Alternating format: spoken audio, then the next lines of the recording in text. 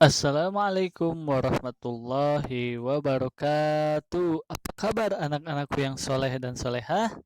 Baik ya, Alhamdulillah bertemu lagi dengan Bapak Miftah.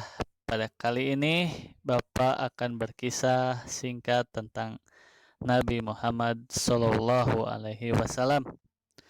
Nabi Muhammad Sallallahu Alaihi Wasallam adalah anak Abdullah bin Abdul Muthalib. Ibunya bernama Aminah bin Wahab.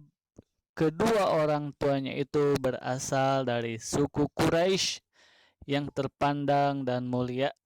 Nabi Muhammad Shallallahu Alaihi Wasallam lahir pada hari Senin 12 Rabiul Awal tahun Gajah.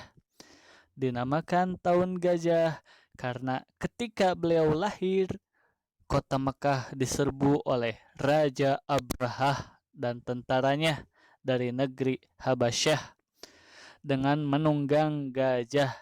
Mereka hendak menghancurkan Ka'bah karena iri hati terhadapnya.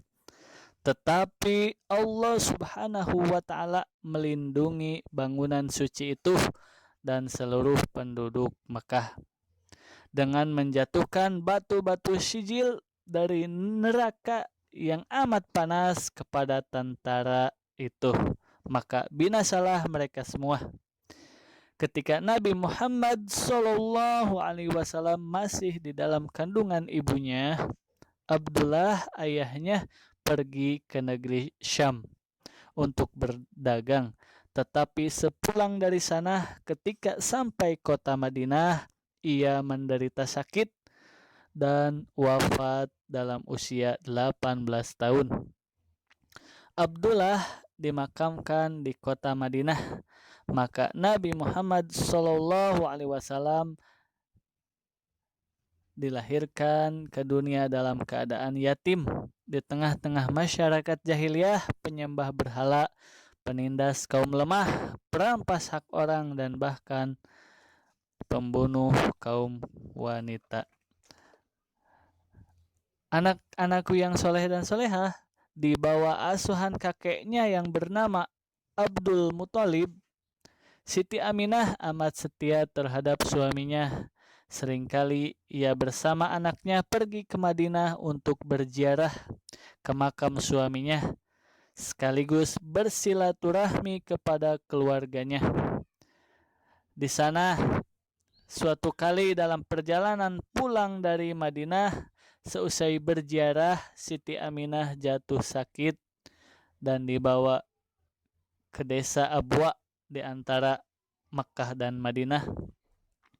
Beberapa saat kemudian ia wafat di sana, meninggalkan Nabi Muhammad Sallallahu Alaihi Wasallam yang ketika itu berusia 6 tahun. Maka jadilah Nabi Muhammad Sallallahu Alaihi Wasallam yatim piatu.